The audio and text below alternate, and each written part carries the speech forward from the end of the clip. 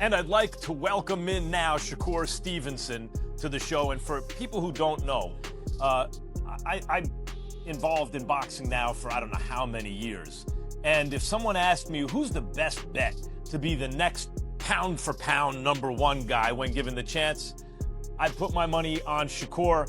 Shakur has more to lose. Yeah. He's the undefeated fighter. He's seen as the eventual pound for pound champ potentially. Yes. But Teo has more to win. He has more to gain. So on the one hand, is there an advantage there where Shakur is fighting to protect that perfect record, to protect that kind of sense that he's the next guy? On the other hand, Teo is like he can fight with more abandon against Shakur because there's so much for him to gain. And if he loses, he's lost before. He lost to Kambosos, and he came back from that.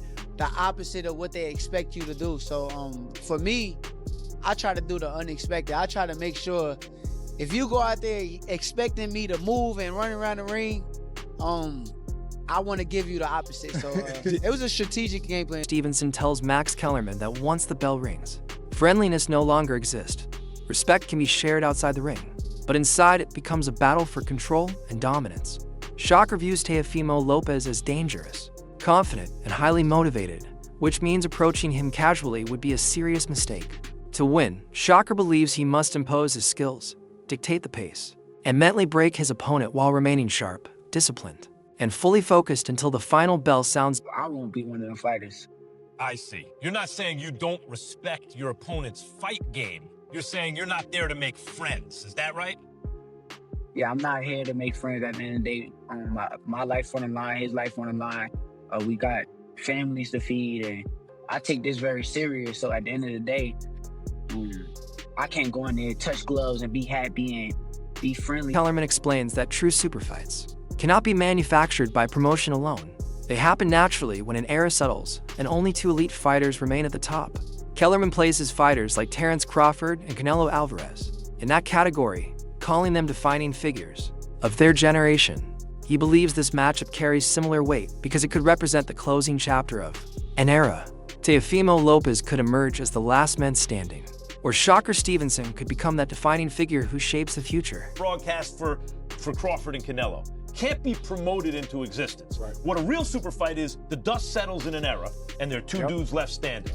There's Ali, there's Frazier, there's Leonard, there's Hagler, there's Mayweather, there's Pacquiao. That's a super fight, right? There's Crawford, there's Canelo. Those are 2 big fighters of the era. This type of fight, this could easily be at the end of an era, because Teo might be a dude left standing and Shakur could be the dude left standing, right? I agree. But Shakur Stevenson makes it clear that he never fights the way people expect him to when opponents and fans believe they have his style figured out. He intentionally changes his approach. If they expect him to box cautiously, he becomes more aggressive. If they prepare for pressure, he slows the fight down and controls distance. Shakur sees unpredictability as one of his greatest weapons. By doing the opposite of what is anticipated, he forces opponents to think, hesitate, and make mistakes. This constant ability to adjust keeps him a step ahead and separates him from many fighters in the sport. They expect you to do one thing, and sometimes you want to give a fighter the opposite of what they expect you to do. So for me, I try to do the unexpected. I try to make sure if you go out there expecting me to move and run around the ring, I want to give you the opposite. So it was a strategic game plan too. Did he have any pop at all? You know, it's crazy. A lot of people say that he don't, but like, if somebody hit you in the same spot 500,000 times over and over, I don't give a fuck who it is. It's like boom, boom, boom, boom, over and over. You're gonna feel that spot. So he's one of them guys. Like, he's gonna constantly hit you over and over. That's why his knockout percentage is a good knockout percentage. Would you say you were? Look, you obviously barely ever get hit in a fight, but because you were in a pocket, you got hit more than you normally get hit, right? In that fight. Did your body feel different after the fight? Hell yeah, like I never left the ring feeling like. Asterisk 4. Interview Max Kellerman breaks down the fight by reminding people how often Teofimo Lopez has been doubted throughout his career. He points out that much of the boxing world favored Josh Taylor, yet Teofimo dominated that matchup. Kellerman also highlights Lopez's victory over Lomachenko, noting the urgency and high output he showed in the final round to secure the win. Even in the loss to George Kambosos, Kellerman references the serious medical condition Teofimo was dealing with at the time. which affected his performance. He argues that one bad night should not erase Lopez's proven ability to rise when the pressure is highest. Josh Taylor fight, but everyone was picking Josh Taylor that you spoke to in boxing. Yeah. And we saw what Teo did to Josh Taylor. We saw what Teo did to Lomachenko. And one of the things that I think that gets lost in that fight against Lomachenko is Teo threw more than 100 punches in the final round to make sure he won that fight. Yeah, no question. Even in the loss that he had against Kambosos, where he had a puncture, like he had some medical condition in his esophagus that like was dangerous actually, and it looked like an off night. By the way, George Kambosos doesn't like when I say this, and I apologize. I understand it feels unfair to you, and maybe it is unfair, but this is my honest opinion. It may be, but it is still my honest opinion, Malik. I just have to be honest with the way I see it. I don't think that was the best version of Teo by a long shot. But even then, he was rallying in that fight late. He has championship heart.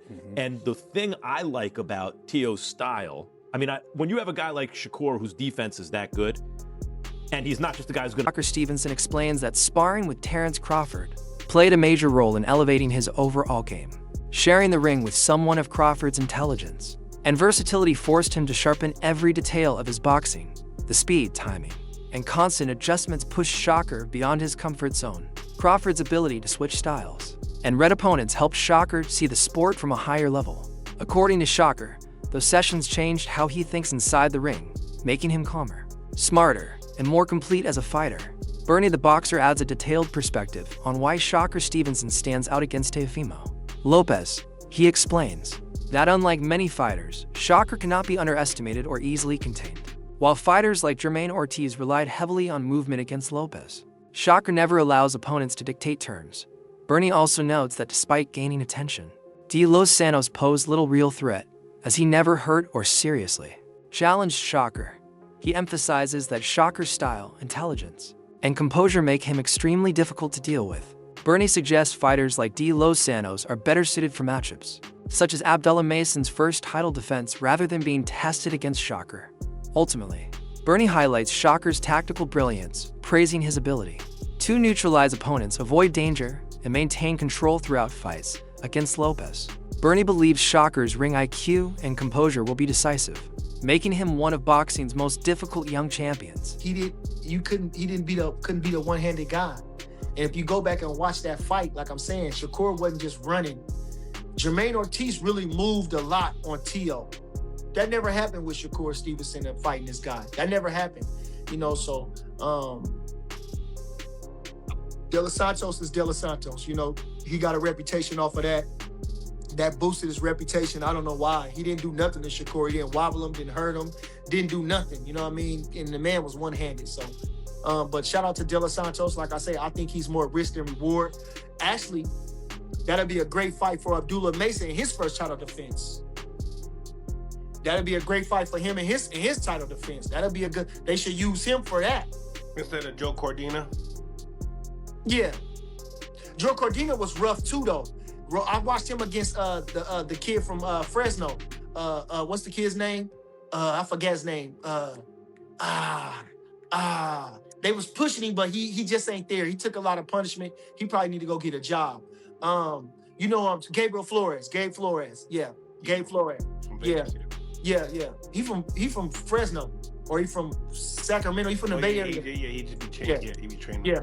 So I would say I would say that, you know what I mean? Because Abdullah Mason is the guy. I think he got a lot of potential. And like I said, him fighting a guy like De Los Santos is almost like a Bud fighting Gamboa in his first title defense. You know what I mean? So that would be a great fight for Abdullah Mason. You know what I mean? And he's more known than Joe Cordina. You know what I mean? And given the controversy that he's been in, you know what I'm saying? The way he's perceived as kind of feared, that'll be a great fight for Abdullah Mason. Damn, my boy Bernie said that's like Gamboa versus Crawford for his first title defense. That shit is fire.